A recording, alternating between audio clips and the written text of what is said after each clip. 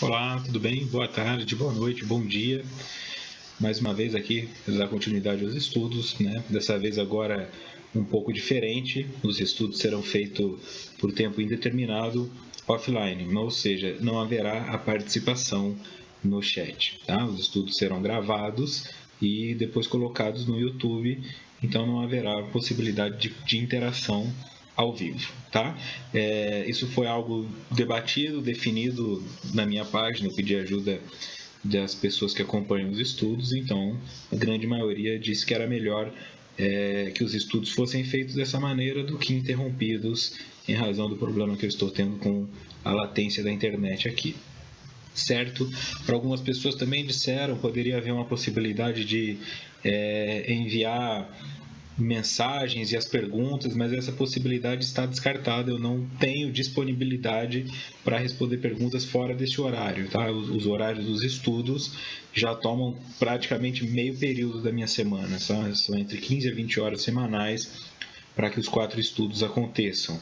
Então eu não disponho de tempo ainda de ficar lendo os e-mails e respondendo perguntas. Então existe o grupo no Facebook dos estudos, que podem ser ali um canal para que vocês se ajudem com as dúvidas uns dos outros. Afinal de contas, o meu papel aqui é meramente trazer o estudo. O resto do desdobramento é possível que vocês façam entre vocês também e vão se ajudando. Então, se você está assistindo esse vídeo e vê aí embaixo ou em qualquer outro vídeo algum comentário que você possa responder, fique à vontade para responder, porque assim nós vamos criando uma comunidade autossuficiente, uma comunidade autônoma que não fica centralizada apenas na minha imagem, tá legal? Vai ser um pouco complicado aqui no começo, porque eu também não estou acostumado. Às vezes eu vou buscar aqui o chat e não vai ter, parece que é um maluco falando sozinho, mas eu sei que vocês estão aí acompanhando em suas casas, no seu carro, na sua caminhada, na sua cozinha, onde quer que seja. Tá legal? E desde já então agradeço pela confiança, agradeço pelo tempo. Vamos lá. Este é o estudo da obra O Livro dos Espíritos, realizado pelo canal Mood em parceria com o Overbook Marketing Digital e Financiamento Coletivo. Estamos no encontro de número 18, capítulo 3 da Criação, parte 3. É o capítulo 3 da parte primeira, tá? Então hoje nós vamos encerrar este capítulo 3. Nós já vimos a questão das raças e tudo mais. Item 3.5. Pluralidade dos mundos. Pergunta 55. São habitados todos os globos que se movem no espaço? Resposta: sim, e o homem terreno está longe de ser, como supõe, o primeiro em inteligência, em bondade e em perfeição. Entretanto, há homens que se têm por espíritos muito fortes e que imaginam pertencer a este pequenino globo o privilégio de conter seres racionais. Orgulho e vaidade. Julgam que só para eles criou Deus o universo. Então a pergunta, uma vez que nós já vimos a questão da formação dos mundos, a questão da formação das raças e dos seres, Kardec pergunta se todos os globos que se movem no espaço são habitados. E eles dizem que sim. Tá? A questão que começa a levar é justamente esse combate à vaidade, esse combate à noção antropocentrista, né? De que o homem é o centro de tudo, de que o universo gira ao redor do homem, uma concepção de que o universo todo foi criado para abrigar o planeta Terra e aqui dentro abrigar-nos, né? Como se o indivíduo mais genial do planeta Terra fosse o mais genial do universo. Inclusive nós temos aí o concurso de Miss Universo, mas só as terráqueas podem participar, né? Então aí você já tem uma noção de uma coisa que parece brincadeira, mas em todos os campos é mais ou menos isso. Né? A competição entre quem é o maior do universo, né? O melhor, mas na verdade trata-se apenas do melhor da Terra. Então o que os espíritos combatem aqui é justamente isso. Quem acha que o mundo gira ao redor do ser humano, e por ser humano inclui-se também esse corpo que nós habitamos, Não é só este corpo que existe no universo, por isso algumas pessoas têm dificuldade de conceber, mas como pode haver vida em outro orbe se não tem atmosfera como tem a da Terra? Porque são outro tipo de vida. São outros tipos de vida. É uma outra formação física que não precisa... isso nós veremos ao longo aqui do estudo. E aí tem um comentário de Kardec. Deus povoou de seres vivos os mundos, concorrendo todos esses seres para o objetivo final da providência. Acreditar que só os haja no planeta que habitamos fora duvidar da sabedoria de Deus, que não fez coisa alguma inútil. Certo, a esses mundos há de ele ter dado uma destinação mais séria do que a de nos recrearem à vista. Aliás, nada há, nem na posição, nem no volume, nem na constituição física da Terra, que possa induzir a suposição de que ela goze do privilégio de ser habitada, com a exclusão de tantos milhares de milhões de mundos semelhantes. E aí a pergunta 56, já acoplando aqui. É a mesma constituição física? É a mesma a constituição física dos diferentes globos? Resposta: não. De modo algum se assemelham. Então, se a constituição física dos diferentes globos não se assemelha nem entre os globos e nem entre os habitantes, não há por que ficar comparando o universo tendo a Terra como crivo. Certo? Se existem planetas com constituições diferentes, é natural que existam ali constituições de vida diferenciadas. Então, o ponto principal aqui no comentário de Kardec é aqui, ó. Deus povoou de seres vivos os mundos. Não confundir ser vivo com ser humano. Ser humano é um ser vivo, mas não é o único tipo. Tá? Nem de capacidade intelectiva, nem de capacidade disso e daquilo. Tá? Nós temos sim um potencial maior do que muitas espécies de seres vivos. Mas vamos trazer aqui para o planeta Terra de uma forma mais simplista. Você não assiste aí às vezes na televisão cachorro que surfa, cachorro que anda de skate? Então, eu sou ser humano e não sei andar de skate. Então aquele cachorro e aquele animal, com um treinamento, com um condicionamento, conseguiu aprender uma tarefa. Então tem ali uma inteligência. E a partir do momento que eu posso dizer assim, mas se eu estudar direitinho, se eu comprar um skate e treinar, eu vou andar de skate melhor do que esse cachorro. Isso é hipotético. A realidade é que neste momento o cachorro anda melhor de skate que eu. Então, se chegasse aqui um alienígena, um extraterrestre, e fosse avaliar a inteligência baseada em quem anda de skate, ele ia considerar que o inferior sou eu.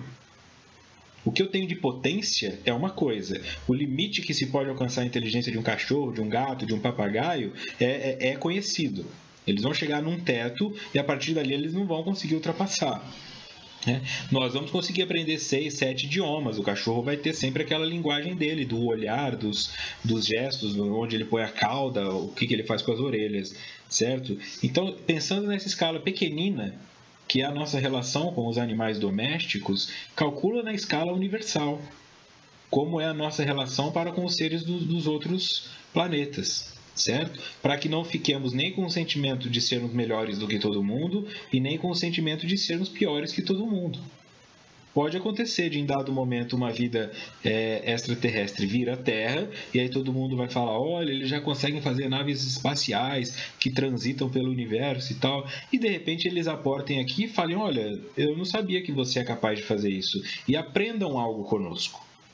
Tá? O desenvolvimento tecnológico, o desenvolvimento intelectual e o desenvolvimento moral, emocional são coisas separadas. Natural que a sociedade acaba progredindo de uma maneira uniforme, mas você pode ter um tipo de povo que é extremamente intelectualizado, mas que talvez não tenha perspicácia para lidar com as situações. Então o universo não se trata de os inteligentes, os burros e os ignorantes. É um misto de todas as coisas em estágios evolutivos diferenciados e nós estamos em um estágio de inicial para intermediário ainda, né? Não estamos em um estágio avançado, mas também não acabamos de chegar aqui. Nós que estamos aqui habitando o planeta Terra, eu me refiro, certo? Então, deixa eu ver se tem mais alguma coisa aqui no comentário de Kardec. Deus que não fez coisa alguma inútil, e acreditar que só haja os planetas no planeta que habitamos fora duvidar da sabedoria de Deus. Então, o porquê criar tudo isso, né? Que tipo de desperdício seria esse? Quer dizer, esse universo que está aí, essa galáxia, essas constelações e tudo isso que nós podemos observar, não foi criado só para que nós achemos bonito, né? Recriar a vista, como colocou Kardec. Tem uma função dentro do que Deus espera do universo. Pergunta 57. Não sendo uma só para todos a constituição física dos mundos, seguir-se-á têm organizações diferentes os seres que os habitam? Resposta: sem dúvida. Do mesmo modo que no vosso, os peixes são feitos para viver na água e os pássaros no ar. Então é natural que a partir do momento que Kardec fala eu quero entender como funciona a organização dos planetas, e eles dizem as organizações são diferenciadas, a próxima pergunta vai ser essa. E os seres que os habitam também são diferenciados? E eles dizem sim. E sempre trazendo por uma ótica, assim como eu fiz do cachorro, eles trazem essa ótica assim: olha para o teu redor, olha ao teu redor. Se você vê um animal que consegue viver dentro da água, e o mais incrível assim de observação do peixe não é que ele consiga viver dentro da água, é que ele não consiga viver fora. Ele não consegue. Nós estamos aqui respirando normalmente, vai para lá, para cá, o peixe, se você tira, morre. Só que ele consegue respirar dentro da água porque o aparelho respiratório dele é propício para respirar na água. Então o que eles estão querendo dizer é: se você olha ao teu redor e vê animais que são diferenciados em sua constituição, e essas diferenças permitem que eles vivam em locais diferentes, como é que você não pode conceber que o mesmo se dá no universo?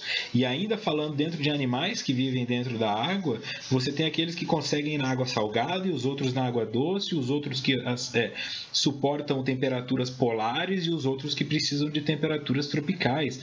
Então, mesmo lá dentro, existem variações de adaptação da constituição física que permitem isso e aquilo para o animal, que outros não conseguem. Se eu for lá no Polo Norte, eu vou congelar, mas aí você tem um filhotinho de urso polar brincando, rolando na neve, tomando nevasca na cara e fica vivo, por causa da constituição dele. Tá? Só que se trouxê-lo ali para o Rio de Janeiro e deixá-lo em Copacabana uma semana, provavelmente também não vai suportar, né? E tem gente que já acorda, vai para o calçadão e fica ali correndo. Então é simples, né? O objetivo dessa temática, a forma como os espíritos nos colocam, é simplificar da melhor maneira possível. Eu não vou ficar aqui dando explicações científicas, é só você olhar para o seu lado e fazer uma projeção maior desse pequeno que você encontra aí. Pergunta 58. Os mundos mais afastados do Sol estarão privados de luz e calor por motivo de esse astro se lhes mostrar apenas com a aparência de uma estrela? Resposta: pensais então que não há outras fontes de luz e calor além do Sol, e em nenhuma conta tendes a eletricidade, que em certos mundos desempenha um papel que desconheceis e bem mais importante do que o que lhe cabe desempenhar na Terra? Demais, não dissemos que todos os seres são feitos de igual matéria que vós outros e com órgãos de conformação idêntica à dos vossos? Então a pergunta, Kardec vai levando a uma pergunta natural. E esses planetas, então, que estão tão distantes do Sol, a ponto de não conseguirem enxergá-lo como se não fossem meramente um ponto ali, né? Como se não fosse só essa aparência de uma estrela. Assim como nós olhamos para as estrelas e vemos só um pontinho que teoricamente não influi, né? Porque você pode ter um céu estrelado numa noite de lua nova, por exemplo. Se você puder ver um céu estrelado, ele não ilumina o chão. Uma lua cheia ilumina, você consegue caminhar 2 horas da manhã com uma lua cheia porque tem uma claridade, porque ela está refletindo o Sol. Então, da mesma maneira, existem planetas que enxergam o nosso Sol como se fosse um pontinho distante. E aí Kardec faz associação. Então, ali não tem luz e calor, já que eles não podem estar tão próximos. E os espíritos dizem isso porque você considera que luz e calor só pode ser provida dessa maneira. Existem outras formas de se prover luz e calor, e aí eles associam com a eletricidade, né? Com certeza em um nível muito mais avançado de tecnologia do que o que nós temos aqui, e começa a conceber que é possível fazer de outras formas. Assim como evoluindo para nós, que só se pensava em hidrelétricas, de repente tem energia eólica, de repente tem energia solar, quer dizer, o sol está lá produzindo calor e as pessoas fazendo usinas para conseguir interromper o fluxo de um rio, alterar toda a natureza, sendo que uma simples placa capta energia solar que é gratuita e não vai produzir alterações significativas no ecossistema. Mas levou um tempo para que nós percebêssemos isso. Tem um monte de hidrelétrica espalhada pelo mundo, um monte de animais tiveram todo o seu comportamento modificado por isso, porque nós precisamos evoluir. Então, assim como a forma de captação da energia e a produção de energia elétrica se modificou para nós com os anos, é natural pensar que existem formas muito mais avançadas ainda que estas, muito mais tecnológicas, que não precisam necessariamente nem da energia solar, né? E aí, por consequência, de nada que uma atmosfera como a terrena possa proporcionar, porque existem planetas, por exemplo, que não têm água. Então, se ali não tem água, se ali não tem atmosfera e se ali não chega o Sol, de onde esses espíritos estão tirando essa energia para que possam existir seres vivos ali? Né? E aí tem um comentário de Kardec. As condições de existência dos seres que habitam os diferentes mundos hão de ser adequadas ao meio em que lhes cumpre viver. Se jamais houvéramos visto peixes, não compreenderíamos que pudesse haver seres que vivessem dentro da água. Assim acontece com a relação aos outros mundos, que sem dúvida contêm elementos que desconhecemos. Não vemos na Terra as longas noites polares iluminadas pela eletricidade das auroras boreais? Que há de impossível em ser a eletricidade, em alguns mundos, mais abundante do que na Terra e desempenhar neles uma função de ordem geral, cujos efeitos não podemos compreender? Bem pode suceder, portanto, que esses mundos tragam em si mesmos as fontes de calor e de luz necessárias a seus habitantes. Então Kardec tenta, e consegue, com a informação que lhe foi dada, formular uma construção que siga o método científico de aceitação de fenômenos para compreender. E joga novamente esses exemplos simples. Se nós não pudéssemos ver um peixe, seria inconcebível imaginar que um animal vive sob a água, dentro da água. Então hoje para nós, talvez seja inconcebível imaginar que algum ser vivo consiga viver no espaço, no que nós chamamos vácuo. Ali não tem oxigênio, porque você vê no filme o astronauta tira a máscara, vai morrendo, vai morrer, tem uma pressão muito grande, aqueles filmes de fica aquele barulho de respiração, né? Tem aquele filme da Sandra Bullock lá, que ela tá numa estação espacial e acaba sendo jogada para fora, né? Com o George Clooney, se eu não me engano. Agora não dá para pedir ajuda aqui para os companheiros do chat, então se eu estiver falando besteira, não considerem, né? Às vezes vem a ideia e antes eu podia pedir ajuda, agora não dá. Então o que para nós pode ser inconcebível, como é que um ser vivo vai viver em Mercúrio com temperaturas altíssimas tão perto do Sol? Exatamente por isso. Nós, com este corpo físico, essa constituição, não conseguimos, mas existem tipos de seres vivos que conseguem. Assim como alguns vivem sob a água, assim como alguns vivem em locais de ar rarefeito e eles simplesmente vão suportando. Você tem, por exemplo, aquelas cabras montanhesas que sobem a parede praticamente inclinada, elas conseguem viver lá em cima. É inconcebível se eu mostrasse uma montanha para alguém e falasse, tem uma cabra que vive na parede dessa montanha. O cara vai falar, não tem, porque se eu tento ficar lá eu caio. O cara precisa do equipamento de escalada, precisa de um monte de coisa e a cabra fica lá saltando de um lugar para o outro. Então é só perceber isso aí, né? Que tudo o que nós temos aqui na Terra é uma cópia micro de uma existência muito maior que existe, tanto em nível espiritual quanto em nível astronômico, né? Geológico e tudo mais no universo. E aí Kardec cita o exemplo das auroras boreais que conseguem iluminar. Então, da mesma forma que você tem a iluminação de uma aurora boreal, por que eu não posso conceber que existem outras formas de energia que estão sendo utilizadas nesses outros planetas? Então, nós vamos em frente aqui. Só dar uma ajeitada. Nós vamos em frente aqui pensando nas auroras boreais. Nota do expositor. Como se forma a aurora boreal? As auroras que circundam o polo magnético norte, que são as chamadas boreais, ou as que circundam o polo magnético sul, que são as austrais, ocorrem quando elétrons de carga elevada provenientes do vento solar interagem com elementos da atmosfera terrestre. Antes de continuar, o que é o vento solar? Porque às vezes a pessoa pode pensar que é um vento, assim, se fosse uma brisa.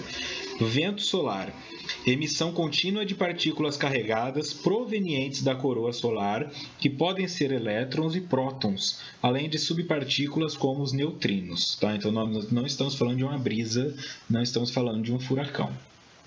Tá? Isso é o vento solar. Então, voltando aqui. As auroras que circundam o polo magnético ocorrem quando elétrons de carga elevada, provenientes do vento solar, interagem com elementos da atmosfera terrestre. Os ventos solares fluem escapando do Sol com velocidades de cerca de 1,6 milhões de quilômetros por hora. Quando alcançam a Terra cerca de 40 horas depois de deixarem o Sol, seguem linhas de força magnética geradas pelo núcleo da Terra, fluindo através da magnetosfera por uma área com formato de lágrima, constituída de campos magnéticos e elétricos de alta carga, que é o que se pode observar nessa imagem aí. Os elétrons, quando penetram na atmosfera terrestre superior, encontram átomos de oxigênio e de nitrogênio em altitudes de 32 a 320 km acima da superfície terrestre. A cor da aurora depende do átomo que colide com o elétron e da altitude em que se dá essa colisão. Essas mudanças e fluxos se apresentam como a dança das auroras, movendo-se ao longo de correntes atmosféricas e podendo alcançar 20 milhões amperes a 50 mil volts. Como comparação, os disjuntores de uma residência são desconectados quando a corrente ultrapassa 1530 amperes a 120 volts. Esse é o tamanho da potência elétrica, né, da potência energética de uma aurora boreal. Para nós é muito bonito, para nós é maravilhoso, né? Ela pode ser vista no norte do planeta e no sul também, na região de Finlândia, Noruega, Groenlândia, Islândia. Isso é muito comum ver, né? Eu tive a oportunidade de ir para a Noruega, mas não vi nem rastro, infelizmente. Mas você tem, por exemplo, excursões que vão só para ver esse fenômeno aí, que são caríssimas, porque para nós é uma coisa fantástica, mas na verdade é só isso. A ciência explica isso de uma forma muito tranquila. Então essa potência toda que está sendo gerada ali, 20 milhões de amperes, comparado ao que é um disjuntor de uma residência, que é 15 a 30, não 15 a 30 milhões, 15 a 30 seco, certo? E 50 mil volts. Imagina se nós dispuséssemos de uma tecnologia que fosse capaz de captar essa energia de uma forma limpa, que fosse possível fazer a utilização dessa energia a nosso favor. Então, como não conceber que existam planetas que já conseguem fazer isso e que existam povos que já conseguem fazer isso? Que talvez não tenham uma aurora boreal no seu planeta, mas disponham de tecnologia de buscar essa energia em outros. Nós não temos como saber. O que nós sabemos é que estamos dentro de um contínuo, e que a minha energia afeta você. Então, eu não preciso pensar que o indivíduo vem, ele pega a nave espacial, vem aqui na atmosfera da Terra, bota um plug ali e absorve a energia da aurora boreal e volta para a casa dele. Por que ele não pode ter uma conexão contínua? Assim como os ventos solares conseguem transmitir essa energia atômica, essa energia solar em direção a outros planetas, por que não pode ter alguém captando isso tudo e canalizando isso para utilização em algum local? É isso que está sendo dito aqui. A forma como nós compreendemos a eletricidade é limitada, mas é a partir dela que eles nos convidam a pensar em coisas maiores que permitam compreender a existência de vida em planetas que não possuam uma atmosfera como a nossa.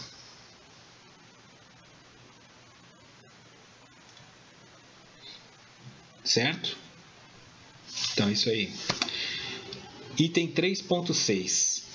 Considerações e concordâncias bíblicas concernentes à criação. Aqui é muito mais...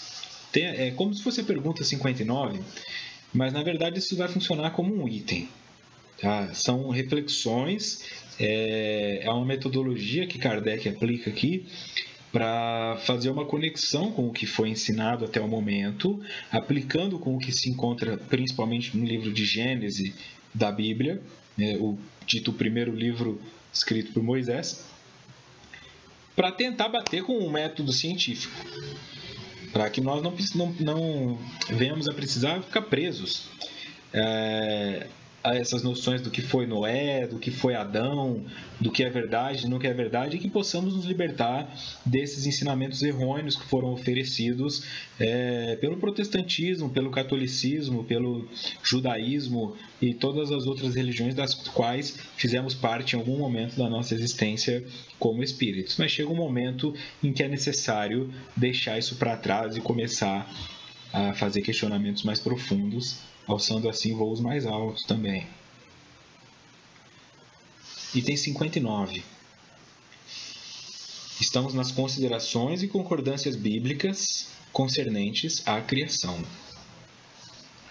Os povos hão formado ideias muito divergentes acerca da criação, de acordo com as luzes que possuíam.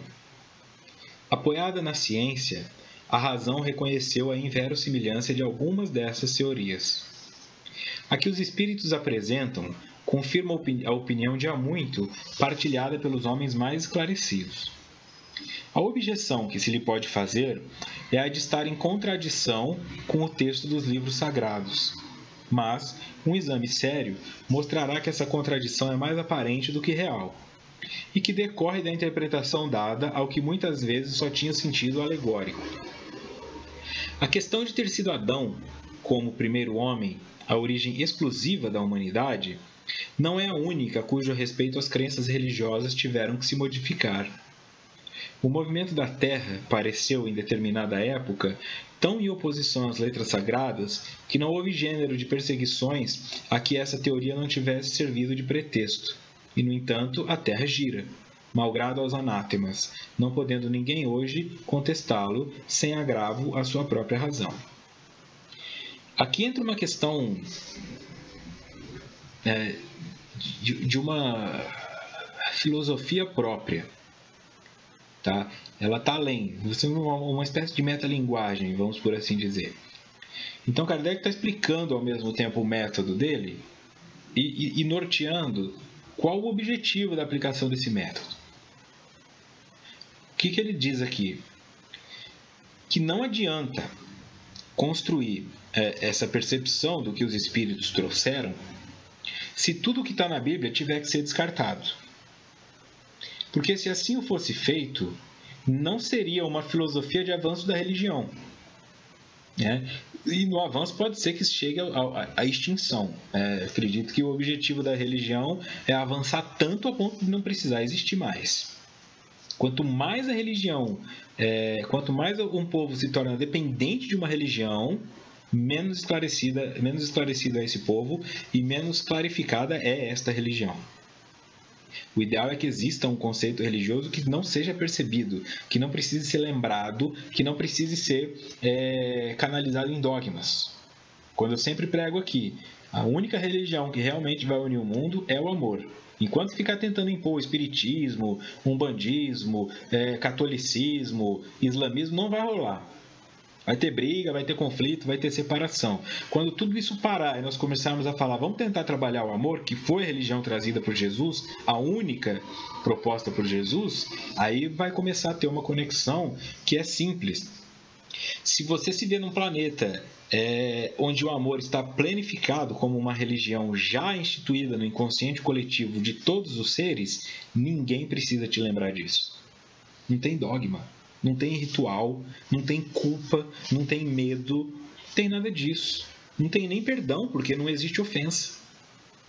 São concepções e percepções de que o outro fez o melhor que podia e que este melhor que o outro fez ainda é pouco comparado ao que eu estou acostumado a esperar. Mas eu não culpo o outro pela minha frustração. Eu compreendo o seu momento, então eu não me sinto ofendido. Não me sentindo ofendido, não há necessidade de perdão.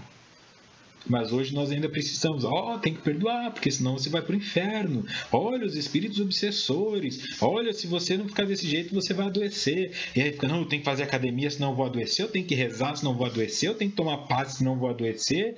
Parece que é uma coisa para evitar a punição e nunca para absorver o prêmio, que é a paz interior. Então, o trabalho que Kardec coloca aqui é o seguinte: se eu for levar tudo como a ciência está me apresentando, ao pé da letra, porque tem que ser, senão não é científico. A ciência tem que ser A mais B. E tentar aplicar isso com o que eu vejo na Bíblia não vai dar certo. Então eu vou ter que descartar a Bíblia. Se eu descartar o que está na Bíblia, ao invés de reinterpretar e ressignificar aquilo como alegoria, então o que eu estou fazendo é uma vertente de estudo científico. E apenas isso. E ele tinha como interesse explicar, tanto que ele tem o livro Evangelho segundo o Espiritismo, nós estamos no livro dos Espíritos, ele quer fazer uma conexão com este pensamento do Deus apresentado por Moisés, para que ele possa ser compreendido hoje. Deus, não Moisés. Então é isso que ele está colocando aqui, né? Vou ler de novo. Os povos vão formar ideias muito divergentes acerca da criação, de acordo com as luzes que possuíam. Ponto. Né? À medida que avançamos, modificamos a maneira como entendemos a criação. É isso que está aqui. Apoiada na ciência, a razão reconheceu a inverossimilhança de algumas dessas teorias. Então, o povo evoluía e pensava de maneira diferente sobre a criação. Aí vinham os cientistas e mostravam que aquilo era mentira, não tinha como ter acontecido. E ele está dizendo, é isso que aconteceu. Aqui os espíritos apresentam, confirmam a opinião de há muito partilhada pelos homens mais esclarecidos. E aí é que ele faz o pulo do gato. Esta que os espíritos estão trazendo tem a do povo, tem a dos cientistas. Não que os cientistas não façam parte do povo, mas chamar a ciência de algo como se fosse algo neutro, não. A ciência é composta e é desenvolvida por aqueles indivíduos que são céticos em tudo e que aquilo que não puder ser provado para eles não existe. Então, estes indivíduos compõem o corpo daqueles que habitam o campo da ciência e desenvolvem isso. E existem aqueles que simplesmente, funcionou para mim, então pronto, isso existe, isso é verdade, está confirmado. Né? E aí ele fala, os espíritos vêm trazer uma teoria que faz sentido, inclusive, para estes que são mais esclarecidos. Né? Porque é uma teoria que vai começar a conversar com a ciência, porque esse vazio, né, esse gap entre o clamor popular e o científico é muito distante. Então precisava de alguma coisa no meio que fizesse uma transposição entre o que o povo acredita com o que a ciência traz e explique as duas coisas. E é isso que ele está dizendo. O conhecimento que os espíritos trouxeram está fazendo isso. A objeção que se lhe pode fazer é a de estar em contradição com o texto dos livros sagrados. Então, quer dizer, aqui é o ponto-chave também, né? Se eles estão fazendo essa ligação com a ciência, então isso vai se contrapor contra o livro sagrado. E isso não pode acontecer, senão é só mais uma extensão da ciência. Se não conversa com a ciência, é só mais um dogma ou uma religião. O que vai tornar o espiritismo diferenciado é conseguir conversar com os dois. Mas um exame sério mostrará que essa contradição é mais aparente do que real, e que decorre da interpretação dada ao que muitas vezes só tinha sentido alegórico. A questão de ter sido Adão como o primeiro homem, a origem exclusiva da humanidade, não é a única cujo respeito as crenças religiosas tiveram que se modificar. Então, a percepção de que Adão foi o começo de tudo não faz sentido. E não faz sentido nem para religioso mais. Faz sentido para quem está em negação, faz sentido para quem está fanatizado, faz sentido para quem não quer questionar.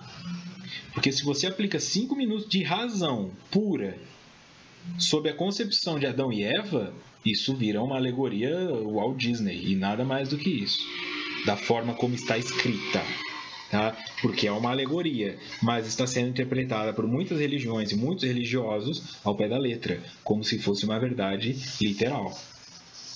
O movimento da Terra pareceu, em determinada época, tão em oposição às letras sagradas que não houve gênero de perseguições a que essa teoria não tivesse servido de pretexto. E, no entanto, a Terra gira. Malgrado aos anátemas, não podendo ninguém hoje contestá-lo, sem agravo à sua própria razão. Porque nós tivemos uma época do geocentrismo, né, que é quando considerava-se que a Terra ficava parada e que o resto dos planetas, incluindo o Sol, giravam ao redor dela. Por isso que você tinha o dia e a noite. Eles imaginavam que é o Sol que ficava girando e a Terra ficava parada.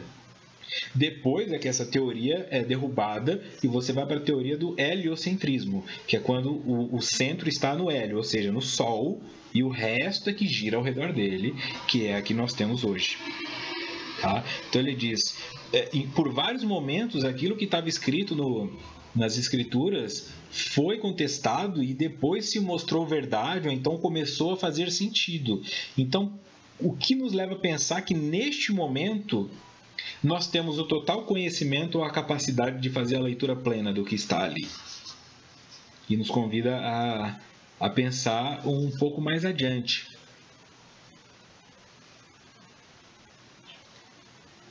Diz também a Bíblia que o mundo foi criado em 6 dias e põe a época da sua criação a 4.000 anos, mais ou menos, antes da era cristã. Anteriormente, a Terra não existia. Foi tirada do nada. O texto é formal. Eis, porém, que a ciência positiva, a inexorável ciência, prova o contrário. A história da formação do globo terráqueo está escrita em caracteres irrecusáveis no mundo fóssil, achando-se provado que os 6 dias da criação indicam outros tantos períodos, cada um de, talvez, muitas centenas de milhares de anos. Isto não é um sistema, uma doutrina, uma opinião insulada. É um fato tão certo quanto o do movimento da Terra e que a teologia não pode negar-se a admitir.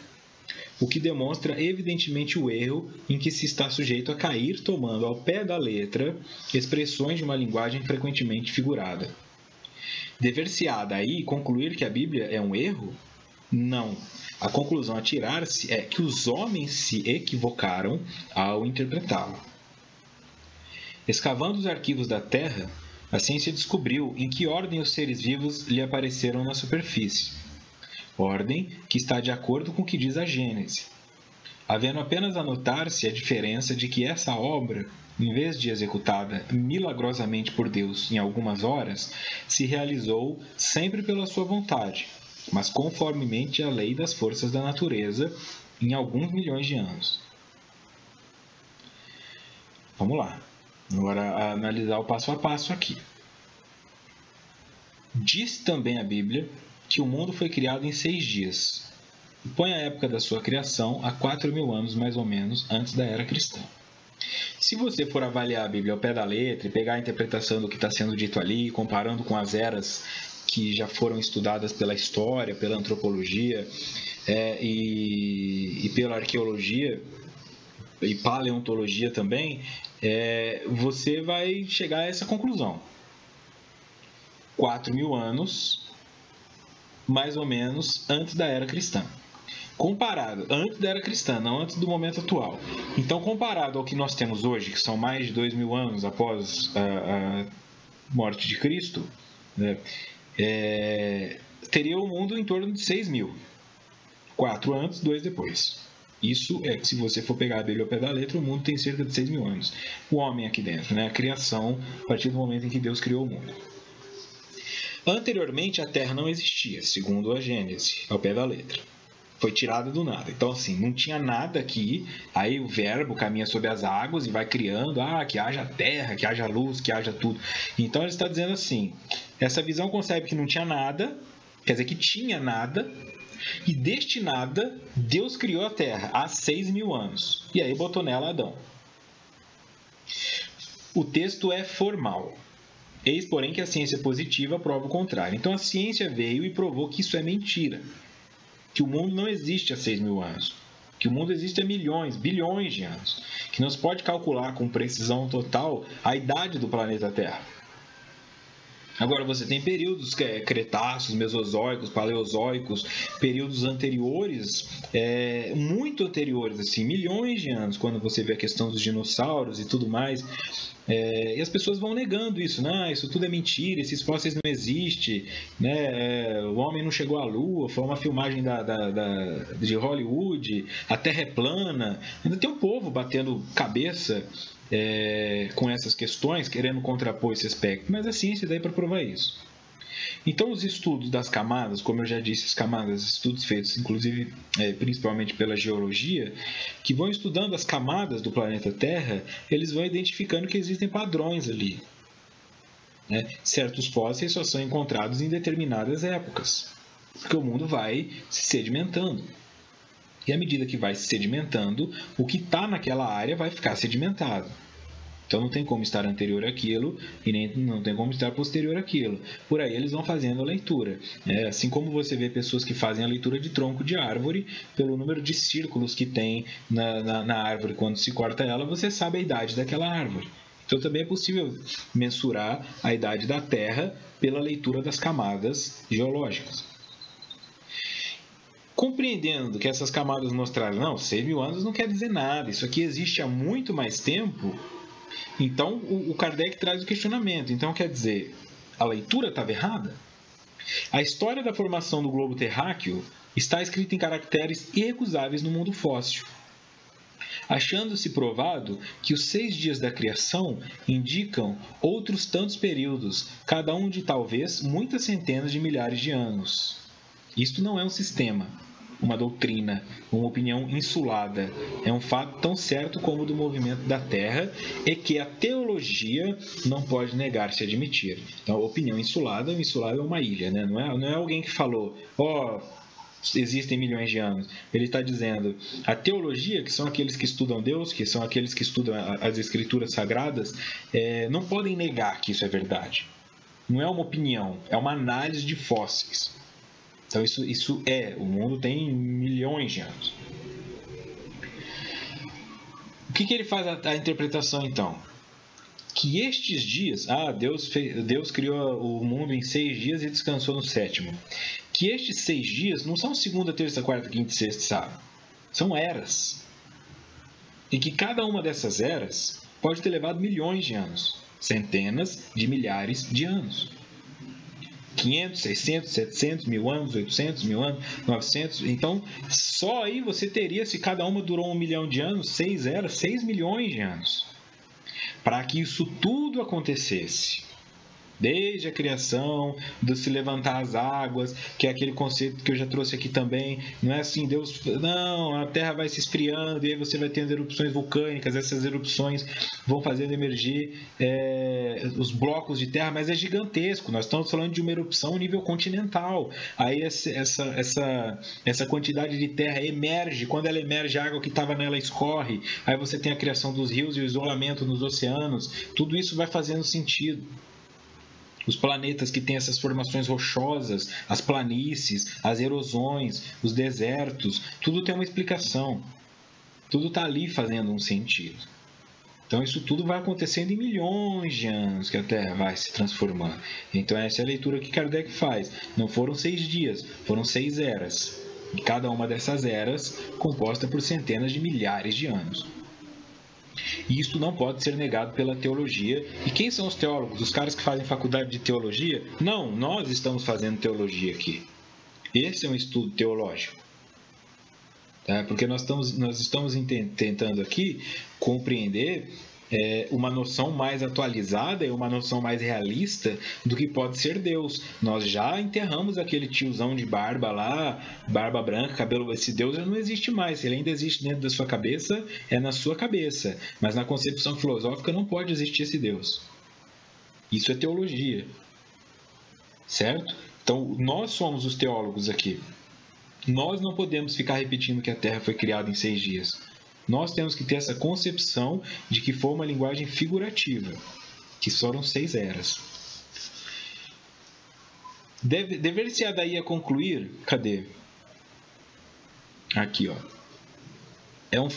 A teologia não pode negar-se a admitir, o que demonstra evidentemente o erro em que se está sujeito a cair, tomando ao pé da letra expressões de uma linguagem frequentemente figurada. Não leia a Bíblia ao pé da letra. Dever-se-á daí concluir que a Bíblia é um erro? Não. A conclusão a tirar-se é que os homens se equivocaram ao interpretá-la.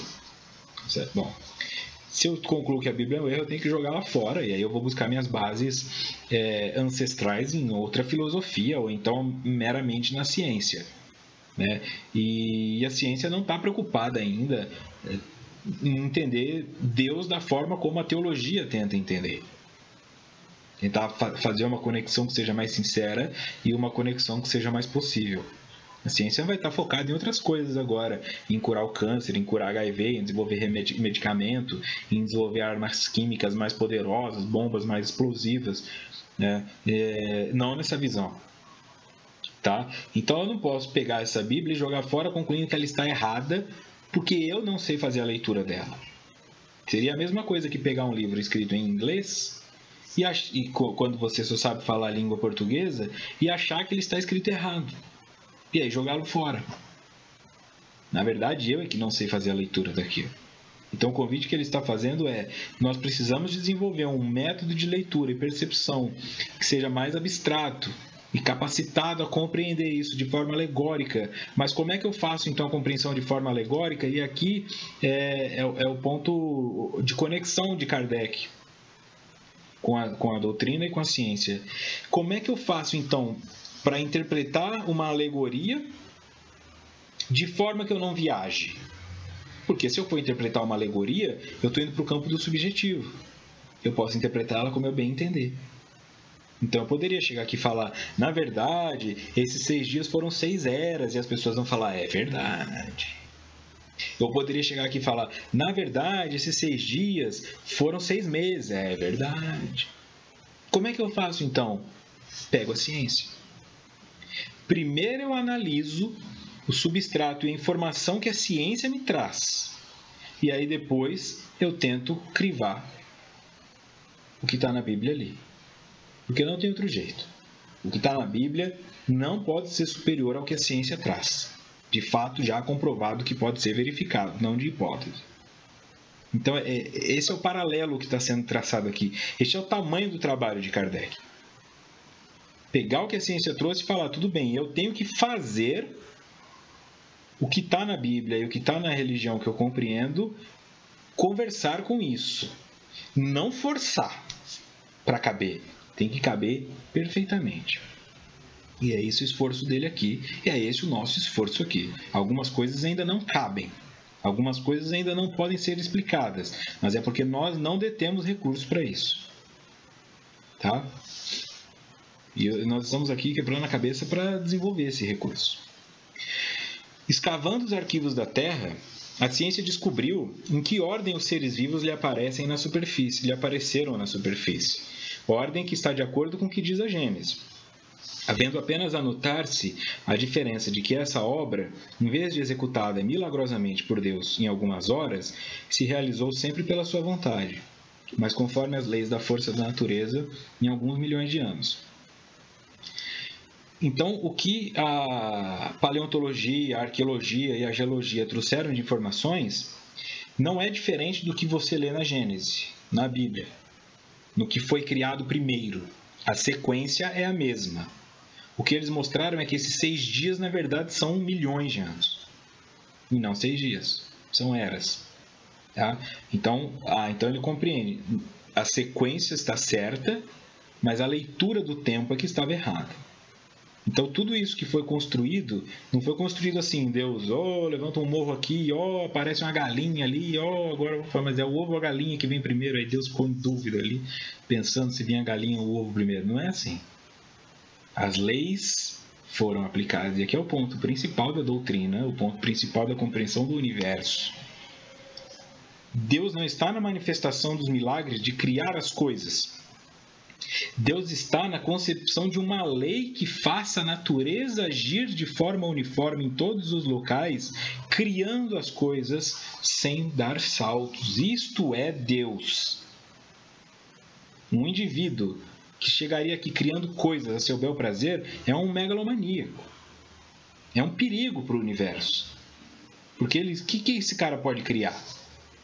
Né? Aí você conseguiria entender por que tem barata, por que tem pernilongo. O cara estava entediado, criou barata e pernilongo. Só poderia ser por isso, mas não é assim que se deve pensar. Deus, então, não é uma manifestação de um ser que cria coisas. É uma manifestação das leis que são imutáveis, transgeracionais, eternas e que se cumprem sempre da mesma maneira.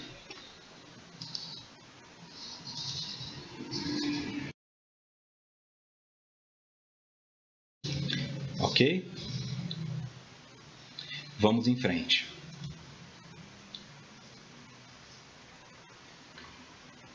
Ficou sendo Deus, por isso, menor e menos poderoso? Perdeu uma sublimidade a sua obra por não ter o prestígio da instantaneidade? Indubitavelmente, não. Fora mister fazer-se da divindade bem mesquinha ideia, para se não reconhecer a sua onipotência nas leis eternas que ela estabeleceu para regerem os mundos. A ciência, longe de apoucar a obra divina, nola mostra sob aspecto mais grandioso e mais acorde com as noções que temos do poder e da majestade de Deus, pela razão mesma de ela se haver efetuado sem derrogação das leis da natureza. De acordo, neste ponto, com Moisés, a ciência coloca o homem em último lugar na ordem da criação dos seres vivos. Moisés, porém, indica como sendo o do dilúvio universal, o ano 4654 da formação do mundo, ao passo que a geologia nos aponta o grande cataclismo como anterior ao aparecimento do homem, atendendo a que, até hoje, não se encontrou nas camadas primitivas traço algum de sua presença, nem da dos animais de igual categoria do ponto de vista físico. Contudo, nada prova que isso seja impossível. Muitas descobertas já fizeram surgir dúvidas a tal respeito. Pode dar-se que, de um momento para outro, se adquira a certeza material da anterioridade da raça humana. E então se reconhecerá que, a esse propósito, como a tantos outros, o texto bíblico encerra uma figura. Aqui ele traz uma imagem que está aberta dentro deste texto. Mas a primeira concepção é: então, quando eu tiro de Deus o poder de criar as coisas em 6 dias, Deus fica menor? Deus fica menos poderoso? Não. E ele confirma o que eu disse no slide anterior. Pelo contrário, mostra a sua onipotência porque as suas leis que foram estabelecidas para reger o mundo não são derrogadas e atuam na natureza de forma perfeita.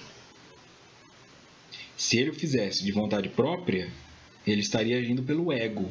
E não se pode conceber o ego em Deus. Porque a partir do momento que você tem ego, você tem a possibilidade de feri-lo, você tem a possibilidade de modificá-lo, de transformá-lo, e isso implicaria um crescimento.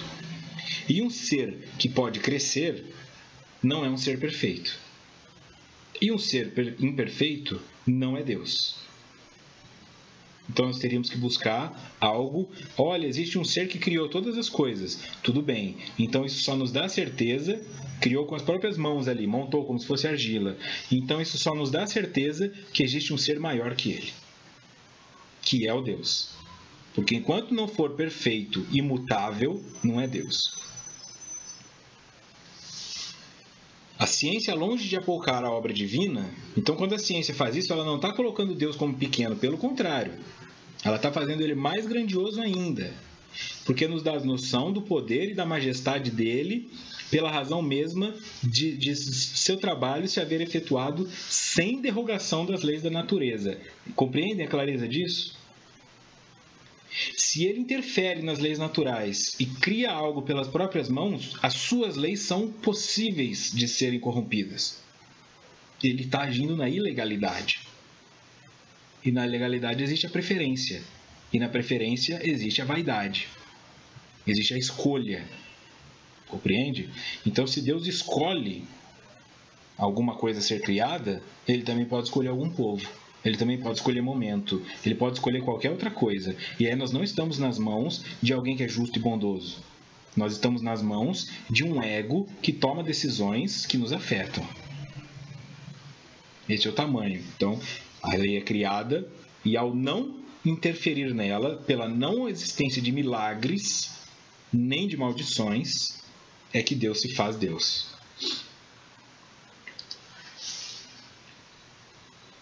Então Moisés coloca que o último ser a ter sido criado foi o homem, né? E a ciência coloca que foi o homem. O ponto que ele coloca como discordante aqui é o dilúvio. Houve um dilúvio, o dilúvio de Noé, da arca de Noé. Então vejam só. Moisés indica como sendo do dilúvio universal o ano 4655 da formação do mundo, 4654 da formação do mundo. Ao passo que a geologia nos aponta que o grande cataclismo como anterior ao aparecimento do homem. Então, um diz que o homem existia, e aí veio o dilúvio e destruiu tudo, e ficou só Noé. Mas a ciência diz que não existia homem antes do dilúvio. É aqui Kardec está falando. Pode ser que a ciência venha a encontrar fósseis que provem que existia um homem antes do dilúvio. E aí nós vamos compreender que, mais uma vez, foi uma alegoria. Mas ele não se fecha nessa concepção de aceitação tranquila. Ele vai mais adiante, como veremos no próximo slide. Contudo, nada prova que isso seja impossível. Muitas descobertas já fizeram surgir tais dúvidas a respeito. Dúvidas a tal respeito. Pode dar-se que, de um momento para outro, se adquira a certeza material da anterioridade da raça humana. Então reconhecerá que esse propósito, como a tantos outros, o texto bíblico encerra uma figura. Neste ponto, a ciência e o texto bíblico ainda não conversam. Tá? A ciência ainda não reconhece que existia antes do dilúvio. Mas o ponto que será colocado aqui é: este dilúvio é o mesmo para os dois? O que Moisés entendeu como dilúvio é o mesmo cataclisma geológico que ocorreu com a Terra? Porque às vezes a percepção é de uma destruição imediata. 40 dias e 40 noites de chuva, 40 anos no deserto. E já tem historiadores que explicam que a época em que isso tudo foi escrito, a época em que esses indivíduos estavam trabalhando nessas escrituras e tudo mais, mesmo depois, falar 40 anos era como nós falamos assim, toda a vida. Sabe, segue toda a vida. Você entende que você vai andar bastante. 40 anos naquela época não significava 40 anos no calendário, era o seguinte, foi um tempão.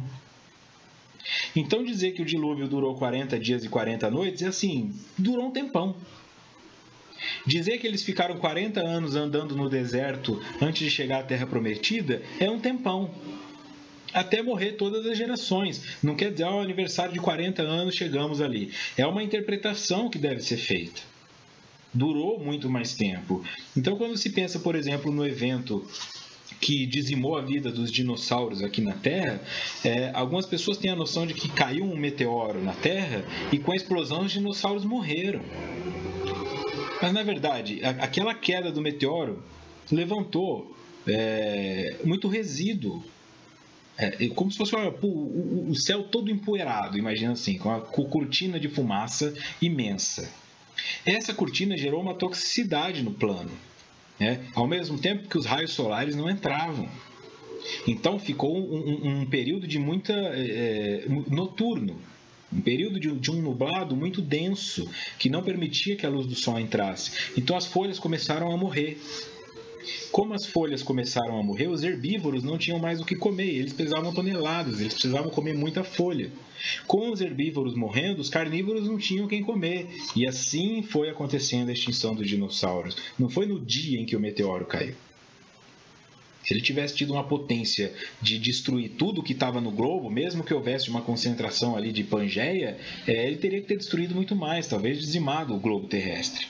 Então, da mesma maneira, a concepção que se faz do cataclisma é uma concepção ainda de que a coisa foi sendo destruída aos poucos, não deve ser interpretada ao pé da letra.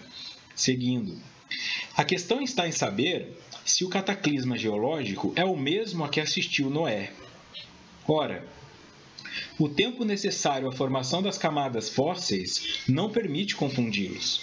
E, desde que se achem vestígios da existência do homem antes da grande catástrofe, provado ficará ou que Adão não foi o primeiro homem, ou que a sua criação se perde na noite dos tempos.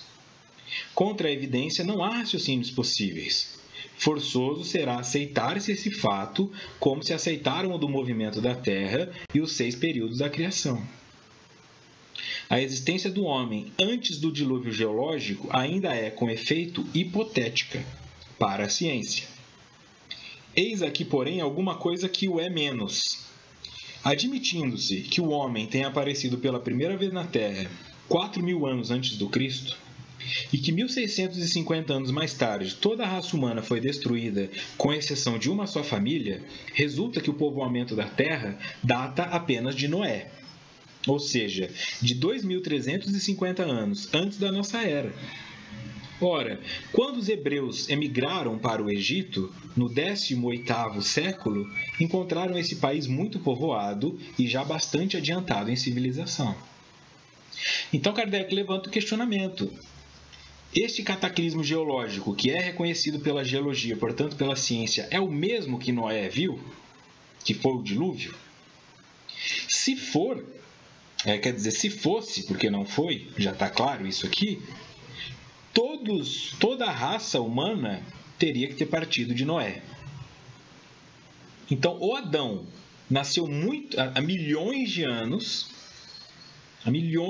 nasceu Adão, e por isso ainda não é possível encontrar fósseis dessa primeira raça humana, entendendo Adão como um símbolo da raça humana. Ou ele nasceu exatamente há 6.000 anos. E aí, quando você tem a criação, o dilúvio, e só sobra Noé e os animais que ele colocou na arca, então todo o resto da população mundial tinha que ter sido dizimada. Só que quando os hebreus vão para o Egito, já tem gente ali, e com uma civilização avançada. Então o questionamento dele começa a ficar mais claro. A história prova que, nessa época, as Índias e outros países também estavam florescentes, sem mesmo se ter em conta a cronologia de certos povos, que remontam a uma época muito mais afastada. Teria sido preciso, nesse caso, que do 24º ao 18º século, isto é, que num espaço de 600 anos, não somente a posteridade de um único homem houvesse podido povoar todos os imensos países então conhecidos, suposto que os outros não o fossem, mas também que nesse curto lapso de tempo a espécie humana houvesse podido elevar-se da ignorância absoluta do estado primitivo ao mais alto grau de desenvolvimento intelectual, o que é contrário a todas as leis antropológicas. A diversidade das raças corrobora igualmente esta opinião. O clima e os costumes produzem, é certo, modificações no caráter físico. Sabe-se, porém, até onde pode ir a influência dessas causas. Entretanto, o exame fisiológico demonstra haver, entre certas raças, diferenças constitucionais mais profundas do que as que o clima é capaz de determinar. O cruzamento das raças dá origem aos tipos intermediários. Ele tende a apagar os caracteres extremos, mas não os cria, apenas produz variedades. Então, aqui pela lógica, ele chega à conclusão que não tem como o dilúvio enxergado por Noé ter sido o cataclisma geológico enxergado pela ciência. Porque se tudo tivesse acontecido a partir de Noé, num período de 600 anos, você já teria que ter a Terra toda povoada de novo, você teria que ter o preto, o branco, o asiático, o árabe, você teria que ter todas as raças ali e as raças intermediárias. E aí, como veremos, como eu posso ter uma raça intermediária se para isso eu preciso ter o cruzamento entre raças? Mas se tudo partiu de Noé, onde ele encontrou uma outra raça para cruzar? Então aqui Kardec começa a destruir, porque o que ele considera as leis antropológicas provam que em 600 anos não teria sido possível que a humanidade se desenvolvesse dessa maneira. Né? Não dá. É só isso. Pela distância que estava uma da outra e pelo desenvolvimento tecnológico que ali já se encontrava. Então ele fecha. Ora, para que tenha havido o cruzamento de raças, preciso era que houvesse raças distintas. Como, porém, se explicará a existência delas, atribuindo-se-lhes uma origem comum, e, sobretudo, tão pouco afastada? Como se há de admitir que, em poucos séculos, alguns descendentes de Noé se tenham transformado ao ponto de produzirem a raça etíope, por exemplo?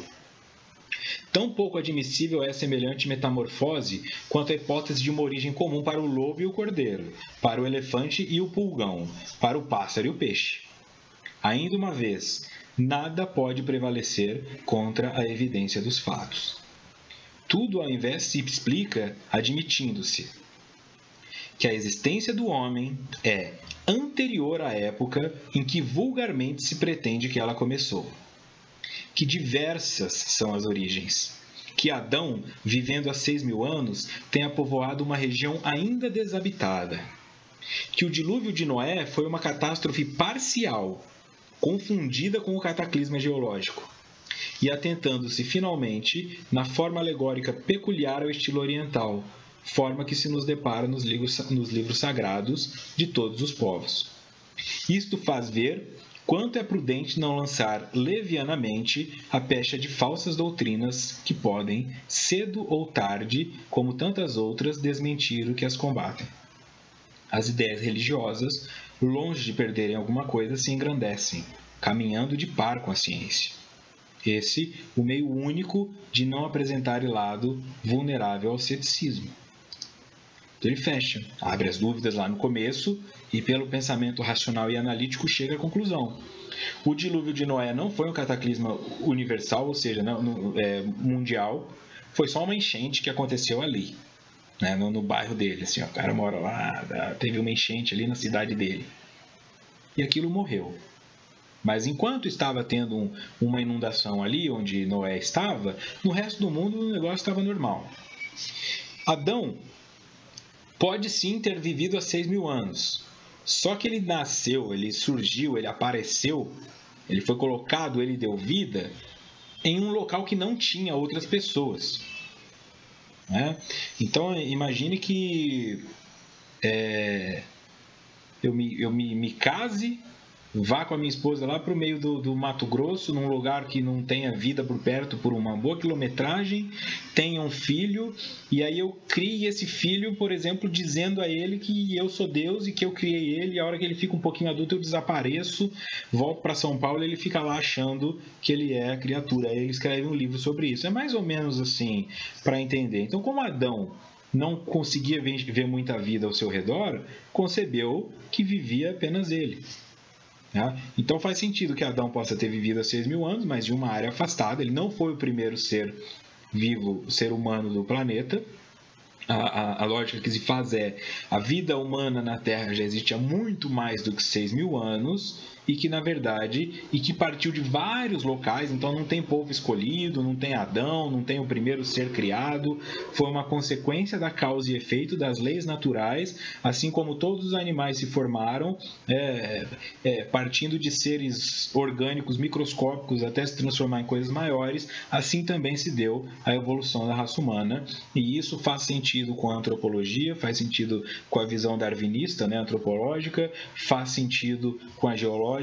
E o que ele diz: se a religião não caminhar com a ciência, ela se apequena, e caminhando com a ciência, ela se engrandece. Por isso o nosso objetivo aqui não é ficar falando mais do mesmo, mas é combater coisas que já não façam mais sentido para que nós possamos seguir em frente. Se não pode ser explicado pela ciência, se isso não faz sentido para todo mundo, mas fez sentido para mim, funcionou na minha vida, então isso não é científico. Pode ser placebo, pode ter sido sorte, pode ter sido percepção, pode ter sido uma sincronicidade. Mas se não faz sentido para todo mundo e não pode ser explicado pelas provas que a ciência traz, então para nós deve ser descartado. Próximo encontro então no dia 31/8. O próximo encontro, assim, a próxima data de postagem do vídeo, né? Eu vou continuar postando os vídeos sempre nos dias que nós já fazíamos para criar um hábito, porque eu sei que tem gente que gosta de falar, quinta-feira é o dia desse estudo, então esse estudo aqui continuará sendo postado na quinta-feira, no dia 31 de agosto, então eu começarei aqui o capítulo 4 do Princípio Vital, parte 1. Funcionou aí, acho que peço a compreensão em algo que possa não ter ficado muito bom, né? Senti falta assim do chat em alguns momentos, em outros momentos também isso permite que haja uma conexão maior, mas eu agradeço a tolerância e a compreensão de todos e todas vocês e peço que se ajudem agora com as dúvidas, criem grupos aí paralelos, criem grupos de ajuda, grupo de estudo para se aprofundarem, porque o que eu estou fazendo aqui não é nenhuma mágica, né? É apenas colocar a razão, é apenas colocar o intelecto para funcionar. Então cabe a vocês também gerar isso aqui cada vez maior, para que esse estudo possa chegar a cada vez mais pessoas, certo? Deixo aqui então meu muito obrigado, um grande abraço e muita paz.